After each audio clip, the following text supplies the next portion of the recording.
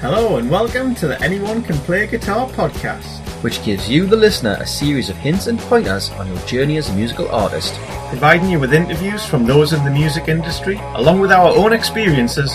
Ben and James shine some light on the many pitfalls and opportunities that being a musician has to offer. Last week, Ben spoke to Mercury Prize nominated singer-songwriter and adopted Geordie Catherine Williams. With Kath, we covered songwriting for yourself versus others, songwriting classes, and stage fright. This week, we're in the green room at the Stand in Newcastle with comedian, musician and actor Nick Helm, where we discuss songwriting for TV shows, cramming detail into short songs, and how to start the songwriting process.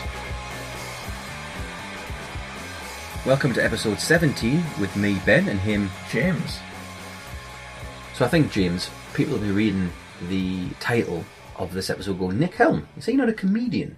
Well, Ben, I was sceptical when you first said, I've got Nick Helm coming on. I was like, you knew a lot more about him than me, which I suspect is why you thought, you made the connection as to why this would be a good episode. I just thought, well, what? Yeah, so first and foremost, I am a fan of Nick Helm. Primarily through stuff like 8 out of 10 Cats, does Countdown and stuff. That's where you kind of see him popping up on these things. But mainly through the TV show, which we talk about, Uncle. And he does play his own music in that. So I thought, well, you know, it's just a bit different. We speak to a lot of indie artists. We speak to singer-songwriters like Kath.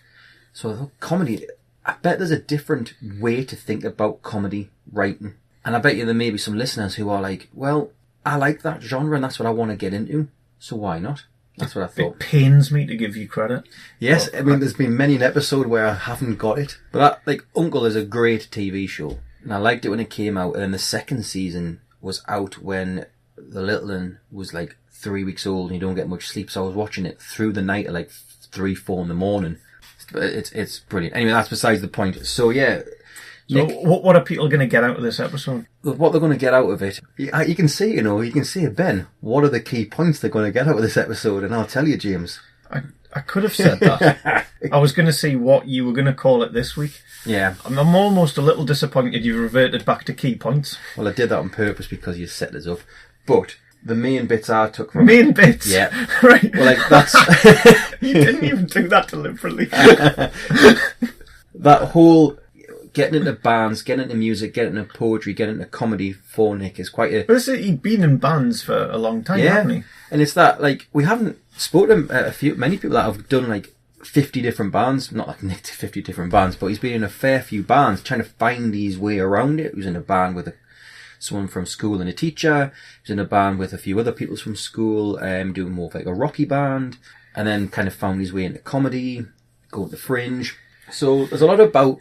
getting yourself out there, getting yourself into it.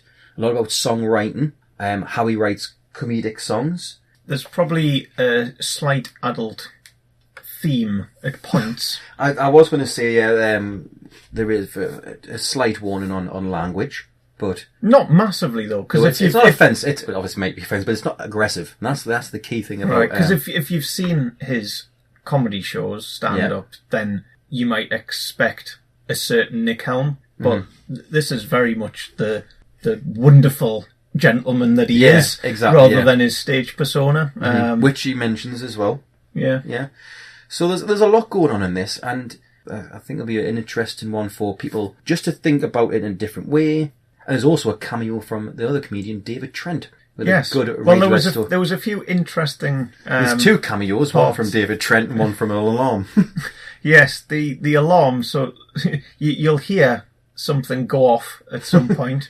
Don't worry. We will fine. Everything works out, and it doesn't last very long. Yeah, it doesn't. Apparently it was the pub next door that just overcooked something. Apparently it's a regular occurrence. How did you find out that they'd overcooked something? Because they said. Who said? Someone. Oh, right. in the thing. How would they have known instantly that someone next door had overcooked something? Regular thing. Don't buy it. McDonald's. Someone's just made something. Burn it. Don't buy it. That's a bad joke. Thankfully, Nick was the comedian. Yes, it's true. Welcome to the podcast. Hello. Nick Helm. Thank you for having me. How are you today? I'm good. I'm good. Bit tired because did a gig in Cardiff on Thursday, and then we drove to Glasgow yesterday. Wow. And, so we drove from Wales through England to Scotland, and then we've come back down to Newcastle today. Yeah.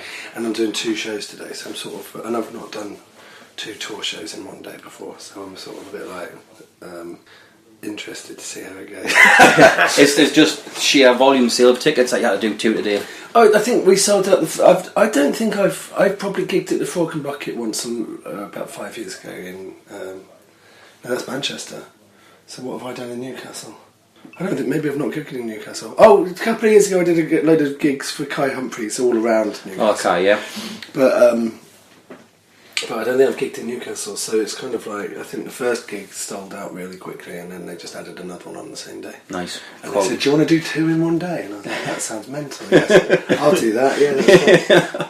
Brilliant. So, when I was reading up on your website there, you've got down as you're a stand-up comedian, writer, actor, musician, poet and wanker. So what is your main one of those? Wanking. I think that's my old Twitter. I haven't updated that Twitter since 2012 maybe. Really? So I've got a new Twitter because I didn't like Twitter when I first started, so I handed over my old Twitter to my agent, and then they lost the password. And so when I started getting back into Twitter again, I couldn't access it, so I had to start up a new one. Yeah. When I was at school, I used to do lots of different creative. I was in a band at school. I don't think we had more than 3 gigs. Right. But we used to write. I was in a sort of like a covers band with my mate Chris Fuchs, and we used to do kind of like Beatles covers and what else did we do? I mean, I can't remember any of it. I mean, we did some Thin Lizzy stuff, but we were in a band, and when we were in the lower 6th, we got show's cancelled, guys. Is it really? No. We're doing a podcast. Oh, it's a podcast. Here he is. What do you want?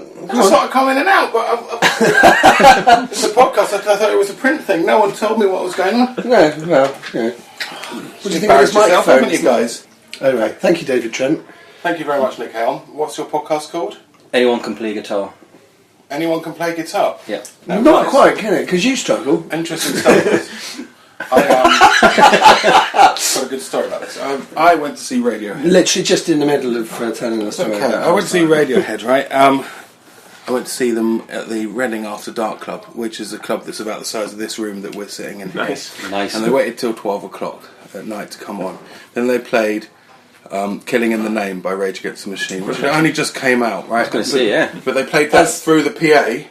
All right. And then they walked on after that as if to say, fuck those guys, watch this. and none of us had heard of them, none of us knew they were. And they were playing the guitar, and they were playing this song. And all of a sudden the guitar it broke, something went wrong with Johnny Greenwood's guitar. And everyone was like, fuck, what's wrong with his guitar? And then we realised that there was nothing wrong with his guitar. And that song was called Creep. Everyone went mental. And I thought, oh, that was good. Yeah. Creep's he's alright, isn't it? Creep, yeah. Yeah. What's this Radiohead story? It's a pretty good Radiohead story. It's a great Radiohead story. He tells it in the car every single time we drive anywhere. It's nice. So when I was in the lower 6th, me and Chris Fuchs were in a band with our IT teacher, Mr. Kale. He was on keyboards. And Of course he's on keyboards. and they hired us. They hired us to be the band that the upper 6th form leavers do. Right. And so we played on a band on the 10th. And that was, so we were in a band then. And then when we were in the upper 6th, I was in a band with my friend Ed. And we had a friend called Polly Nelson, and she was the drummer. We were called Crevice, and the V on the logo was like a cleavage. Oh. And what year would that have been? That would have been 1997, 98. Right. And then we were writing our own songs then. Mm-hmm. And so then, but I'd always sort of like written songs and poems and stuff like that. I did arts and English and drama, and I never did music. But my dad always used to play guitars, and so there were always like guitars in the house. And I think one day maybe we visited one of his friends down in Devon, and he had a slide guitar. And I was just like, I'm kind of dyspraxic, so I can't really tell my left from my right, and I'm not very good with kind of like fingering, guitar fingering. And piano, I used to have piano lessons, and that was always a big struggle.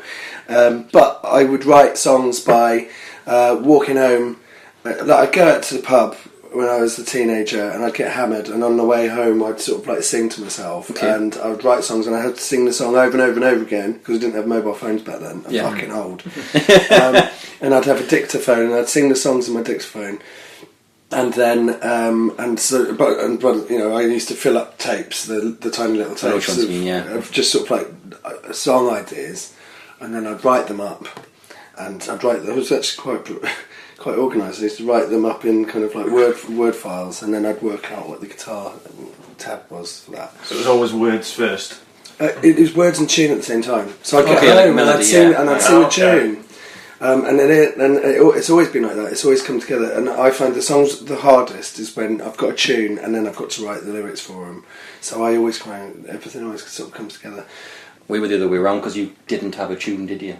We would have I'll try and shoehorn lyrics into our music. I can't work out how they do that. There's the Elton John, Bernie Taupin thing. Just that boggles my mind really. To like literally, why would you write lyrics that didn't have a tune to them? I just don't understand. I mean, I don't understand how could you even start to structure a song if you didn't know how it went, and then for him to just kind of like, you know, Elton John to get the lyrics in front of him to write a tune. I just find that mind-boggling, really. Yeah. So everything from my point of view always came at the same time, and so I used to just write songs all the time. And then when I was in the band in the sixth form, we did like a couple of gigs, but nothing really happened.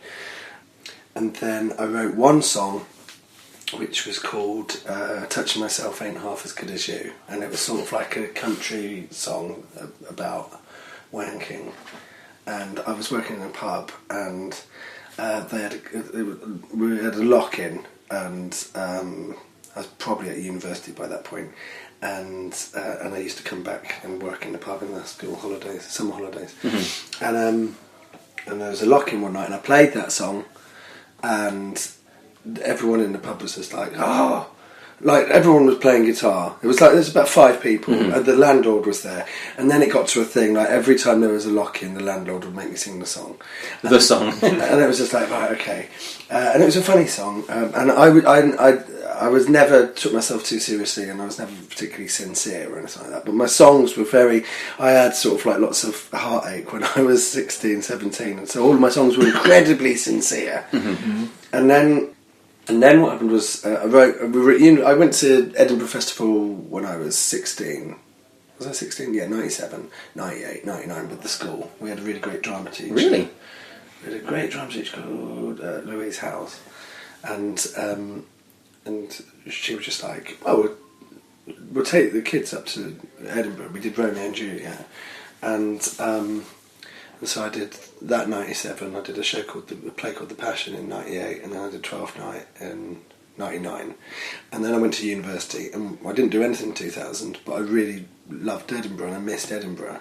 So I wrote a show in 2001, and I took that up to Edinburgh with Ed, who I was in a band with, and Rob Stott, who was the bass player in the band. Okay. No music in it. It was just sort of like this dark sketch show.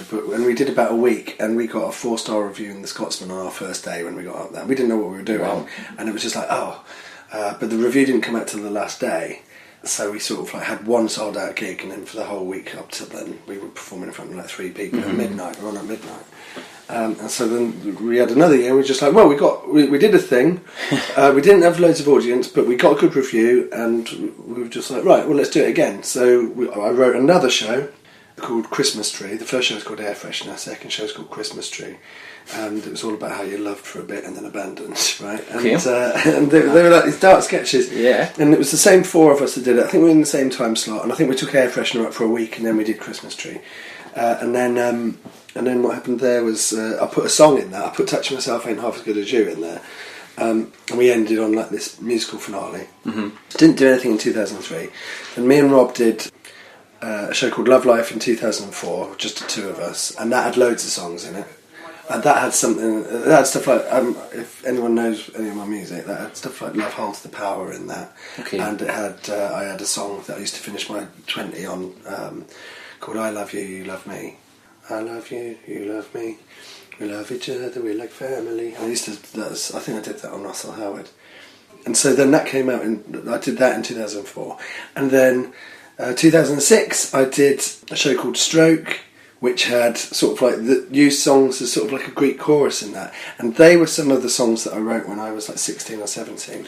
And they were the really sincere ones. And when I did them on stage, people laughed at them, right? Because they were so sincere. They were so sincere. People were just like, well, these have got to be... Yeah. These have got to be funny, right? The only non... Pouring your heart out. Yeah, the only non-horrifically awkward reaction to this is to laugh at it, right? Surely. And I was just there like going, oh yeah, they're funny. Yeah, they're meant to be funny. Inside I'm crying, but like, yeah, they're meant to be funny. And then that was that, really. It was just sort of like, I was just like, oh right, well if people are going to laugh at things that are so sincere, then that's what I'll do. And so then in 2006, 2007, I did some more music stuff, and that's when I started tap dancing on bubble wrap and doing stuff like that as like finales. Mm-hmm. And in 2008, I wrote a musical called I Think You Stink, which was sort of like a sketch musical where there was no talking and it was just all music, but it was like a B-movie thing where there was like a song about a werewolf and a song about two little murdering girls and like a dead cheerleader and all that stuff, and it was kind of like, and then it finished with this sort of 15-minute Meatloaf rock opera called Boyfriend from Hell, and that was all sort of music. But then that was it, and then I just started doing writing, and then that became part of that was my last play / show that I wrote in Edinburgh, and then I've just been doing stand-up since then, and I always used music as part of the stand-up, so sort of as a way it started out as a thing where I had 15 minutes of jokes, and then I got booked to do a 20. Okay. So I whacked a song in. Yeah, sounds like a clever thing to do. And then it was just like, actually, what's great about having songs is that it doesn't matter how they don't necessarily what it was you'd do stand up and you'd be working your ass off when you're doing jokes and doing stand up, but when you did a song, it was like a self-contained thing that lasted 3 to 5 minutes, and at the end of it they'd clap.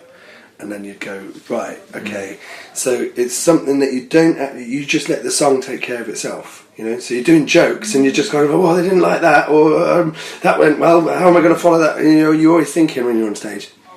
But the song is just like, once it started, you can't rewrite it. It's just that's it. Yeah. It is what it is. And so it's kind of like quite relaxing to just be able to go, oh, I'm doing a song now. The only problem I've got is that I'm absolutely terrible at remembering lyrics. Really?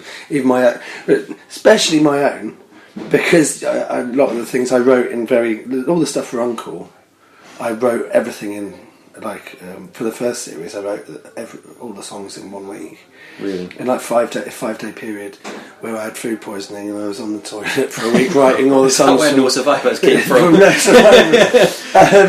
It was I was in Egypt and I got food poisoning when I was out there, and it's just so I just wrote all the songs for that in Egypt. It was my first holiday I'd ever had, I think, and so all the songs were written in and then you film the series, and then one morning they go, you've not got a scene to film this morning, so we're going to film a music video. And you go, okay, which one?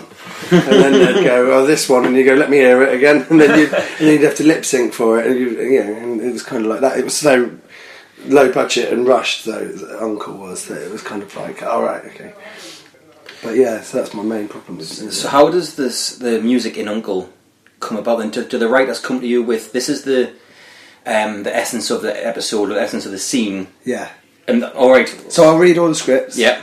They'll write the scripts, and then they'll send me the scripts, and then in the script it'll be like for the first episode, it's like Andy gets knocked out. Well, what happened with Uncle was that it was about an out of work actor who looked after his nephew, and I think it had been around for a little bit, and it wasn't going anywhere. And then I just got nominated for the Foster's Award, and Henry Normal, who ran Baby Cow, was a big came to see me, and then he got this script for Uncle. And I think I'd just done some blaps with them. I did 2 music videos and a poem with Baby Cow, because they were like Channel 4. Channel 4 they'd just started doing blaps, which is like 3-5 minute videos. And they said, "Oh, if you can work with any production company, who do you want to work with?" And I was just like, "Well, I want to work with Steve Coogan." I was going to say it's Coogan, isn't it? Yeah, because he's the best. He's like, well, now he's like our generation's Peter Sellers, but. He's the man who thinks he's it is one of the best all-time live shows ever made, and I'm one of the only people in the world, I think, that really absolutely loves the Tony Frino phenomenon that he made in. Yeah, like that's all music, and I just absolutely, and I love that. I love that show, and whenever I meet, like, whenever I've met a girl in the past, I've always shown her the Tony Frino phenomenon, and if she doesn't like it, it's not going to work out. So there was all of that, and they said, "If you can work with anyone, who would it be?" And I was like, "Oh, then." So because I'd worked with them, they had the script for Uncle, and then Henry Normal just said, "Oh, right, well, Nick would be good for Uncle." And he sat down, and I had a meeting with Oliver Refson, who wrote the pilot and directed it, and he said, the only thing I'd change is that, because Nick does singing and dancing and all that, is that if you made him a musician rather than an actor, he could have a song every week. And I was like, I'm up for it, and Ollie still is up for it, so they rewrote it to make him a singer. I think it works well in that actual series, yeah. And do you know what? I think there's something about musicians which is sort of romanticised, and people like musicians, but I don't think people like actors in the same way. Well, I think from our experience, because we are just 2 lads who people knew from school, they were thinking, if they can do it, we can certainly do it. Acting takes a certain level of, a lot of dedication. It is, but it's also very sort of like isolating and driven, and I think that I know from doing plays up in Edinburgh that we didn't hang out with lots of other actors, but and lots of other theatre companies and stuff like that. But I know from doing music and from doing comedy that you just meet other bands on you know what I mean. You're doing you're doing music nights, club nights where there's kind of like more than one band on, and then you're also doing comedy nights. Just gotta grab some stuff. That's right. And then you're also doing club nights where, when you're a comedian, you're always bumping into other comedians. I think that being a musician, being a comedian, is closer. I mean, that's David Trent being an absolute cock. I think a musician and a comedian is closer than an actor and a comedian. I think that you have the same sort of disciplines. You're self-motivated and touring all the time. Whereas I think. And you're generating your own material. I think for an actor, if you don't write, then you're kind of waiting for the phone to ring a lot of the time. It's quite frustrating. And I think that's actually, it adds to. And plus, what was the thing about that was that Toast. I was going to say you completed Toast came out at the same time as the pilot for Uncle. So I think Toast got his first series exactly the same time that Uncle came out. So if it had been about, and wasn't there music scene? Yeah, I think there's a song. I'm sure there's a song every episode. So I think at least most of them. So I think that there was a lot of similarity, and if I'd have been an actor on top of that, it wouldn't. I don't think anything would have happened with Uncle. So I think that's the thing. But that also. So what happens is there's a script, and then it'll say Andy gets beaten up by a bouncer. Cut to musical interlude, song called Gwen. And it's all about how much Andy's in love with Gwen, and I was like, oh right. And so for that song, I don't know if they gave me a lot of notes for that song, but that song I was just sort of like, right, well, and all the songs had to be 90 seconds long. Right. That's a task. And so for the pilot, it was just kind of like, right, well, there's got to be a lot of information that comes across in that. So I just basically listened to "We Didn't Start the Fire" by Billy Joel. I just went. Right, there's loads of information that comes across in a very short period of time in that.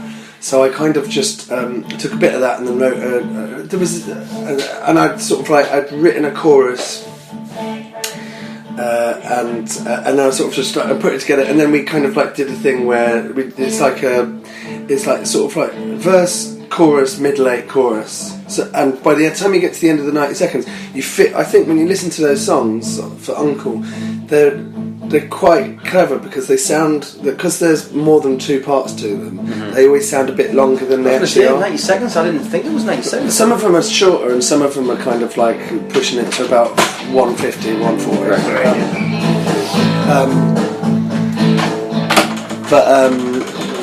But yeah, so all of that, and then sometimes there'll be like with No Survivors we did. I think that was meant to be kind of like a country song, and then I was just like. That one you did with Elliot, Errol. Errol. Yeah, as in like in a Battle of the Bands. No, that was what was that one? That was I Don't Like You. Yes. So I Don't Like You. The funny thing about you, yeah. The funny thing about I mean, this is mental, right? We're all going to have to leave. It's a possibility. That doesn't sound like a everything's okay noise, does it?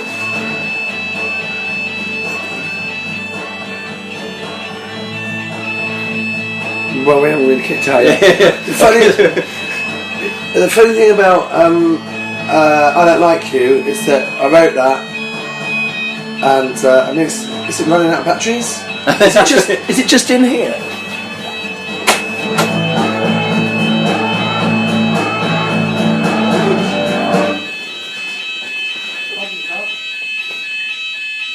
I didn't do anything, I promise. It's next door. That's next door. Oh, right, okay. Bloody gin bars. The funny thing about I Don't Like You is I wrote that and we recorded that, and me and Andy Jones is the producer that I work with. We did it, and then we played it to Ollie, and none of us liked it. We were just like, we liked the others more. Well, we didn't not like it, but we just thought the others were better, and that's basically the runaway one that everybody liked. Yeah. But in No Survivors, they were like a country. They wanted like a country song, and I thought actually, I think it would be good as sort of like a 90s ballad, like Everything I Do it for You, that sort of thing. And how many do you like write and discard? Like none. I literally for Uncle's brilliant because they give you kind of like a little, you know, this is the title, this is the genre, you know how long it's got to be, and this is the storyline. And so I would always try and my contribution to it would be like the worst song in Uncle, I think, is Fight for the Future because it doesn't do anything. And that was the one that they were like, right, we want a song called Fight for the Future. We want it to be about like spaceships and stuff like that. And I was writing it, and I was just like, and that's the one that it took so many rewrites to just even get that finished. And I just didn't really like writing that one. I mean, it's fun, but it doesn't do anything. And actually, if you look at the episode, if you cut that song out of the episode, it wouldn't affect it. Mm-hmm. But then there's songs like, there's a song in the first series that I sing to all 3 of the girls, and it's called You're Perfect, and it's like, melody, girl, look what you do. And so what you're doing there is you've got 3 girls, and there's a verse on each girl, and what you're doing is you're describing that character, and you're also forwarding the storyline slightly, and you're revealing something about the Andy character, and those are the best ones in the series, where it's kind of like where at the end of the song the episodes move forward. Yeah, it moves it along. And the one with Fight for the Future is just, it has no relevance to the episode. So if you took it out, it wouldn't affect it. So I just think that sort of stuff was interesting. But yeah, that's such a fun way of working to have like, because when you are sitting down writing a song, you can write about anything, and then it's just like, well, why do you start? So you don't. Yeah. So you get overwhelmed by all the possibilities. So you just go, well, I'll just watch telly. Do you know what I mean? And you put it off, you procrastinate. And the thing about having that was just like, you knew where to start because it was that. And so you sort of like, you try and kind of like, you know. And the other thing that I brought to it really was that, think in the early days, when we started, you can see it in one of the episodes where I sleep with Shelley, and in the morning she's got an Alice Cooper t-shirt on. Yeah. And so I'm Nick Helm, a massive Alice Cooper fan, and I was very sort of like, I don't want Andy to be an Alice Cooper fan because Andy's not me. Andy's a character that you've created. That So Andy is, and so if you look at it after that, he doesn't wear Alice Cooper. He's got an Elvis Costello t-shirt and so. And I said basically my character, he doesn't like Alice Cooper because it's not about heavy metal and he's not into that stuff. He's into singer-songwriting, so he's into sort of Carole King and Billy Joel and Elvis Costello and all of that lot. He's into all the music, but basically he's into like Elton John and singer-songwriters, and that's where all of his influence is going to come from. And then there's sort of like rap songs and stuff like that come into it because it's all music. But I was I think they'd already cleared the Alice Cooper image, and I was just like, I'm really uncomfortable with Alice Cooper. And so I've got Ed, I was in the band with. He came up to me and he goes, "Oh, that was good, wasn't it? That you managed to get Alice Cooper reference in." And I was just like, "No, it's not, because that's my thing. That's me. That's my, whenever I write something and I want to do something with my persona and my interests, and that's my thing. And I haven't given you permission to take my life and put that with it." So I was very kind of adamant at that point in that story.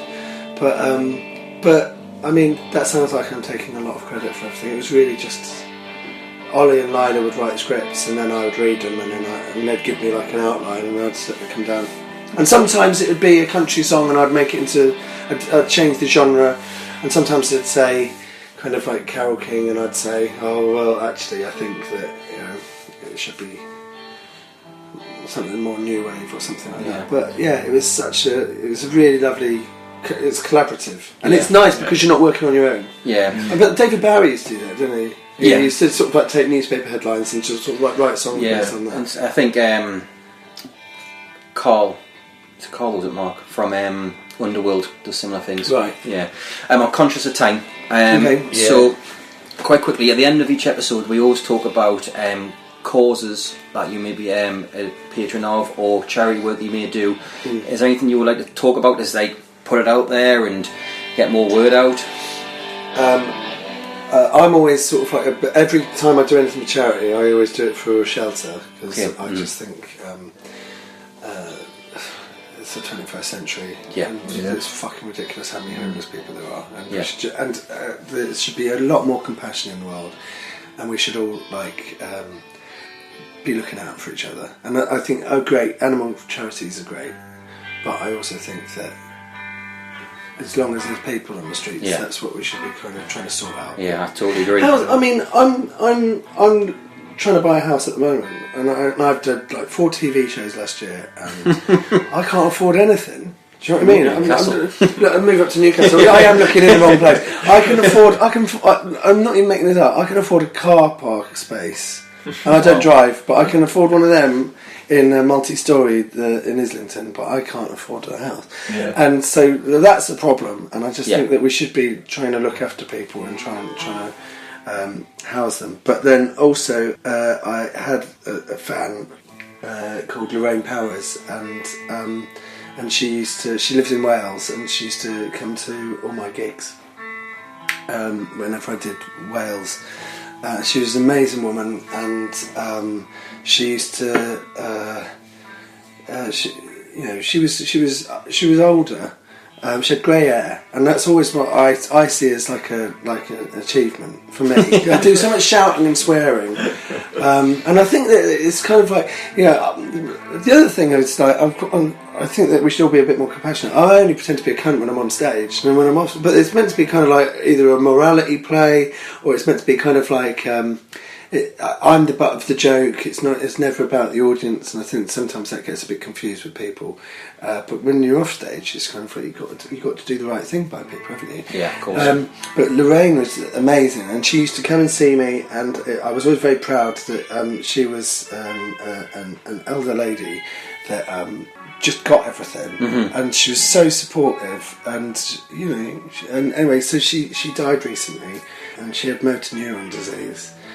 And it's just such a horrible disease, and I just think that would be that I want to do some fundraising for that. Yeah, that's a great. She was absolutely just an amazing woman. Yeah, And she Sounds never like it didn't let us stop her. She didn't stop her, and she was still going to everything right up to the end, and she was still making plans and doing all that stuff, and getting out of the house and just being kind of. She was a fucking cool dude. Yeah, so that's my new thing. Yeah. Okay, No, cool. Two very good calls. Excellent calls, yeah. And we'll Brilliant. put links and things in the show notes. Yeah.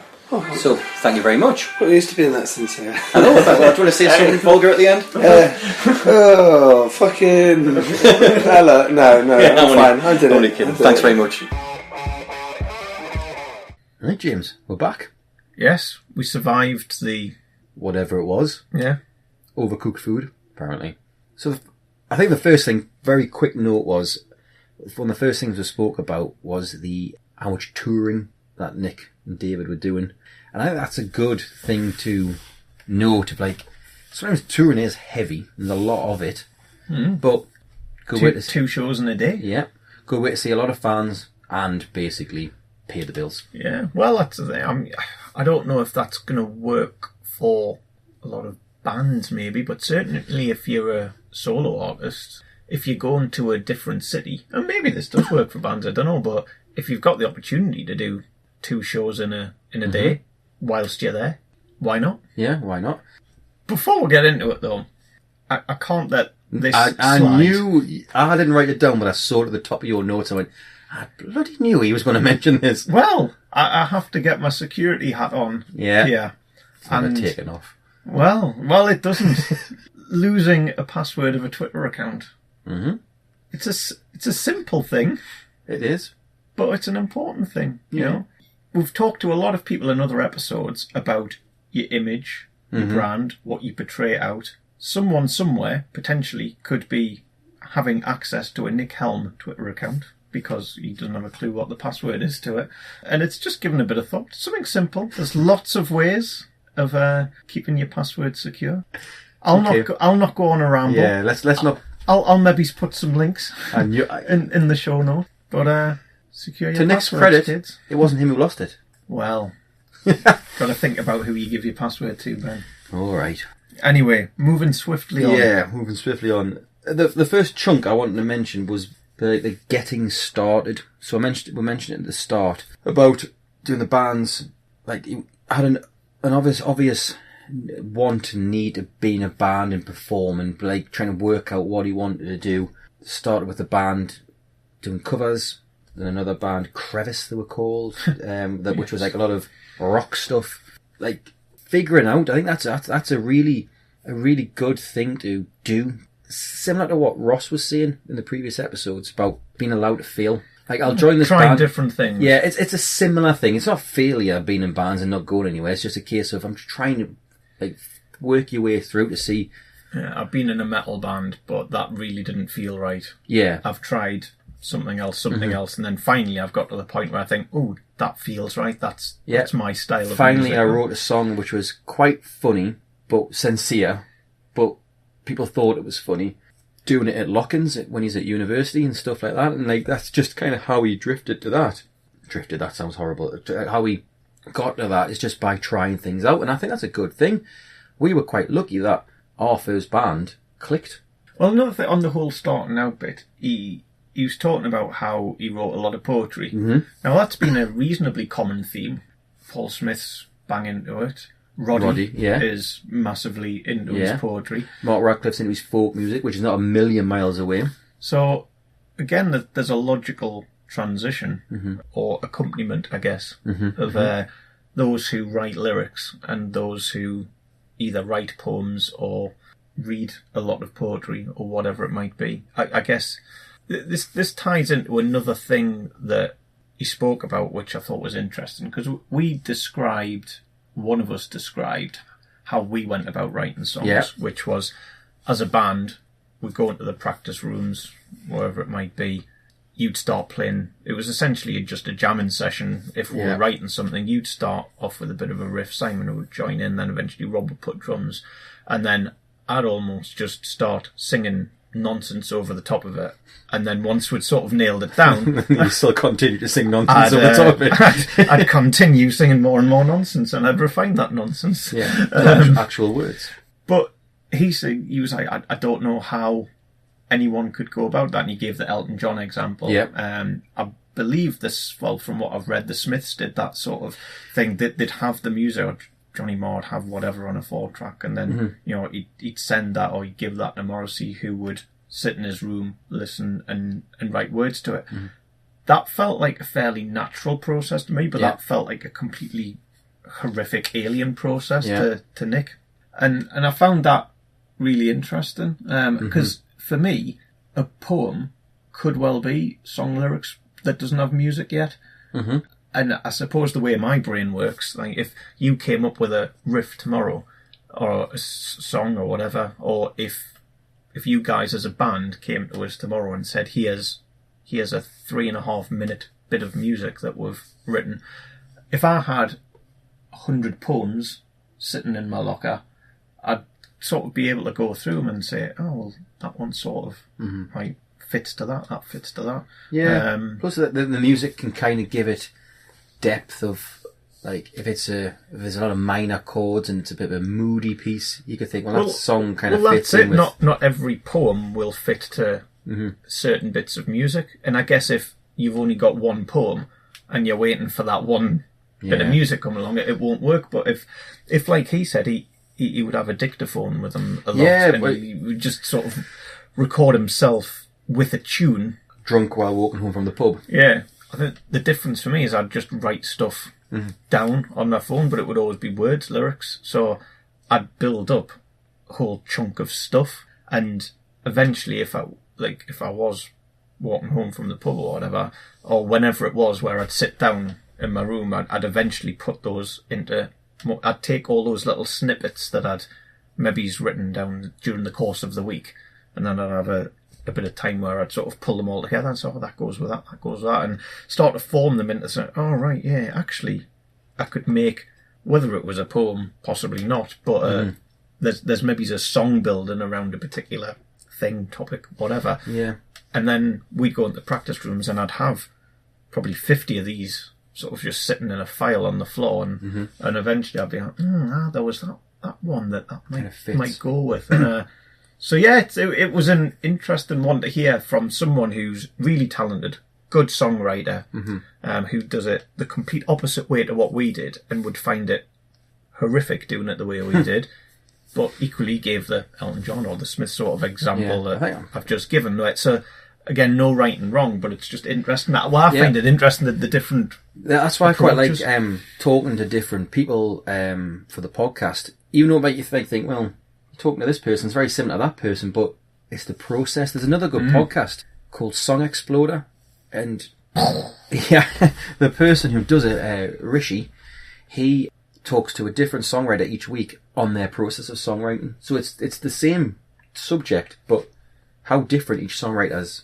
is incredible. Rivers from Weezer kind of writes in a similar way that you did for his lyrics anyway. Have boards and boards of phrases and little, like, maybe it's like a middle eight here and a chorus there, and then write something like another month later and go, actually I'm going to take that like a jigsaw and put it together. Yeah, like a jigsaw is a good way of describing it. Yeah, and then put it to a melody. Have a melody in his mind and then fit in things. Sometimes you have to shoehorn it in, but that's just the way it goes. So the next thing I had, well, I think I've lost all semblance of order. Me too. My brain had, but... This is why I tick them off, one by one. Right, well, it's no good if I jump in and mess your order up. Doesn't matter. Well, you've messed my order up, so I don't care. So, they were at the Edinburgh Fringe, and they'd played a number of shows. Person in the audience from the Scotsman had been there one night, but the review, Nick may or may not have known that at the time. Yeah. And it wasn't until like the day before the last day that got into the newspaper, and then they had one sellout show. And I think that just goes to show that, one, you never know who's in the audience. So if you've played a one man and his dog for gig after gig after gig, or you've only got a handful of people, not to get discouraged, because that one person that could just give you that break, whether it's a review in a newspaper or whatever, that person could be in the next 20 people crowd that you have, or whatever the small number might be. So I thought that was a really positive and optimistic message for a lot of people who'll be out there who've got great music or plugging away at it, but aren't getting the audiences that they're currently after. You know, not to stop, don't give up. Yeah, definitely. I think that's what everyone should think about, because lots of different versions of that story as well, don't you? Like, as in, we're only playing to 10 people and there's one of them happened to be a manager. You're right, you've got to give it everything every time, because... Well, back to... Well, a lot of people remember Paul Smith saying, you know, he wants to come off the stage like in an Iggy Pop sort of style, feeling that I'm exhausted, I've given it everything. Someone's paid and gone out of their way to come and see you, so why not? Yeah. So all that, and Nick went through obviously a lot of his, like, what he was doing in certain different years, and that kind of led to the main area where I know him from, that's Uncle, and the musician character, and he writes the songs for the show. And the one thing that I've actually put stars around it there, James, you'll see. Stars. Are they stars? Yeah. Are you sure? Yeah, well, they're quick ones. It's working in the boundaries of what the scene is, or the episode's about, or what the song's about, or what the character is doing in that situation, and writing a song to that. Yeah, I think that's a good thing to do, even if you're not writing comedy songs. Like, and you want to try and get more songs under your belt and try and hone your craft, and like writing more is obviously the best thing to do. But why not give yourself tasks to do it? Like, I'm going to write a song in an hour. Well, I guess it can... Maybe rubbish, but it can it's help. out there. It can help you just talking about learning your craft or getting good at it. It's a different way to try it. What I like... I mean, we've spoke to Kath recently That's what about I was thinking of, writing either with another person in mind or whatever the scenario might be. What I found interesting, which seemed like a good strategy, that Nick said is when... Get food poisoning in Egypt. Yeah, that's not the A plan. No. But when he was talking about how he had to write a particular type of song that had to convey a whole load of information in a short period of time, so he just went and said, right, what song do I know that sort of fits that bill? And he mentioned like the Billy Joel example. Can't start the fire. That one. That's the good one. song, that.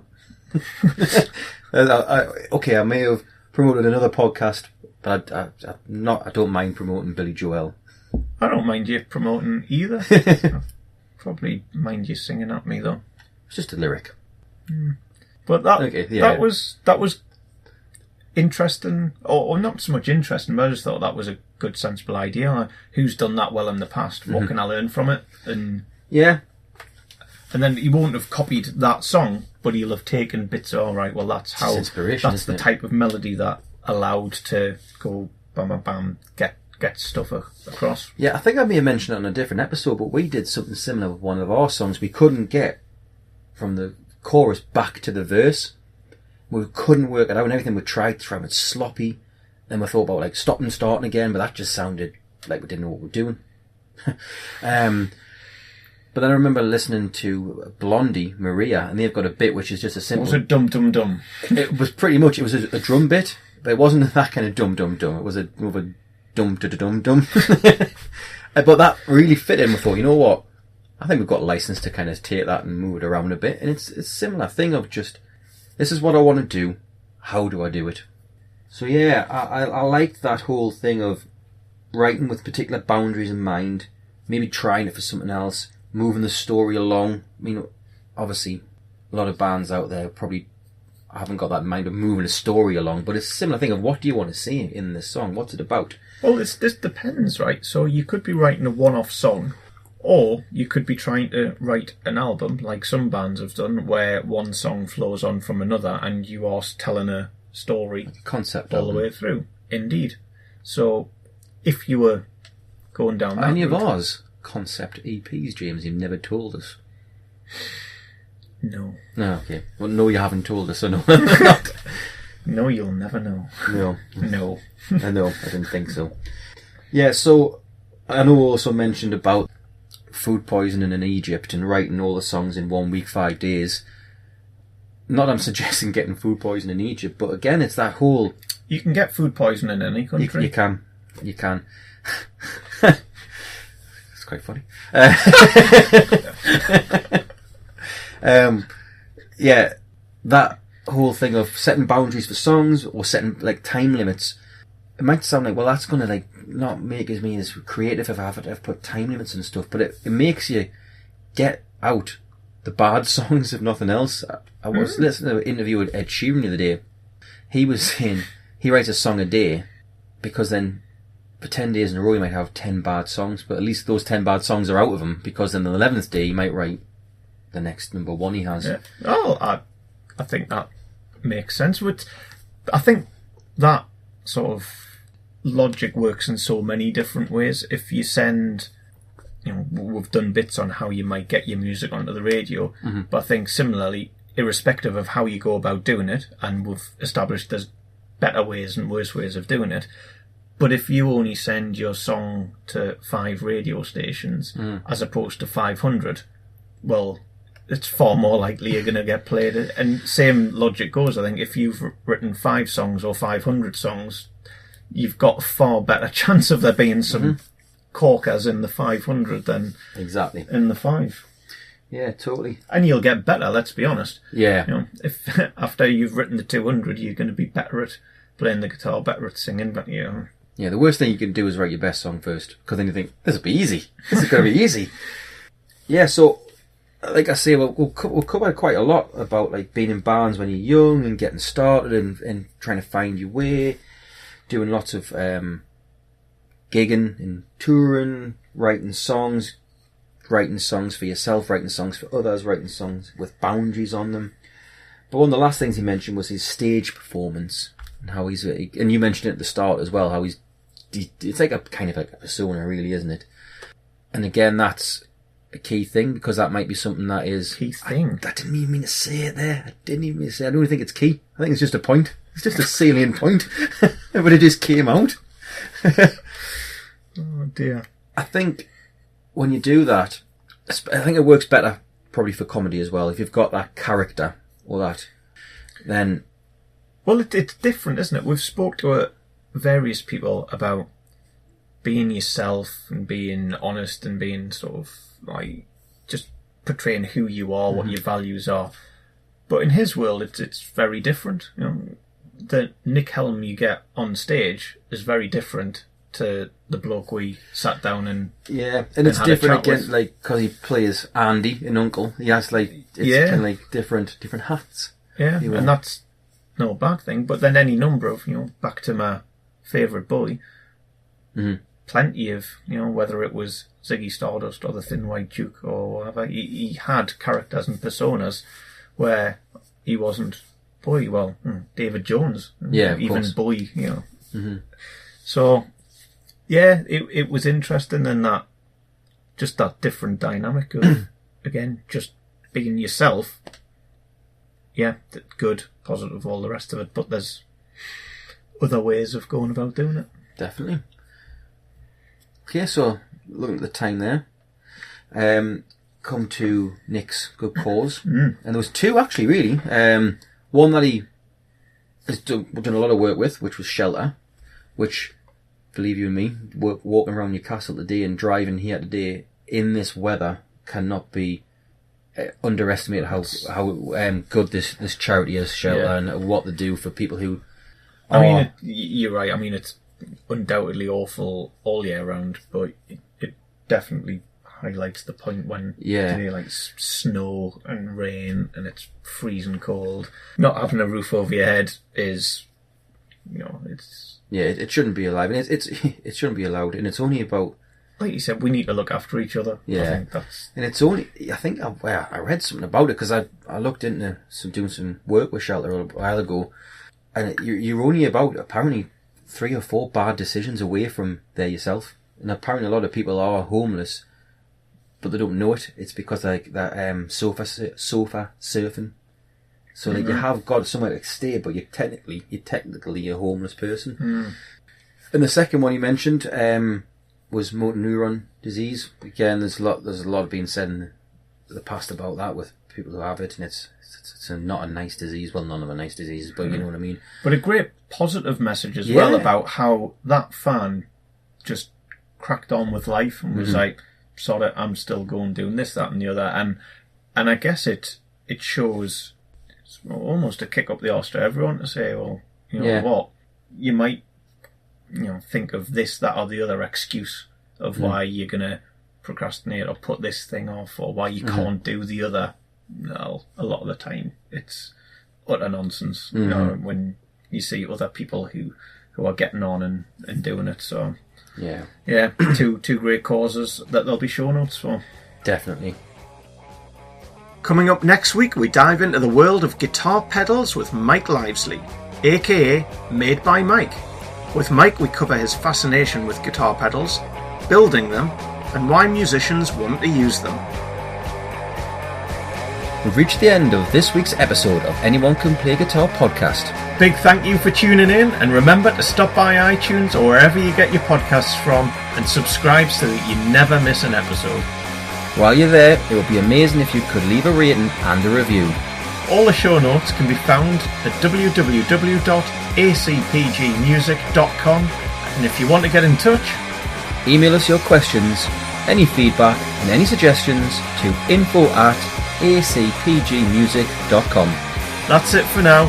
Keep supporting upcoming artists, and we'll catch you next time.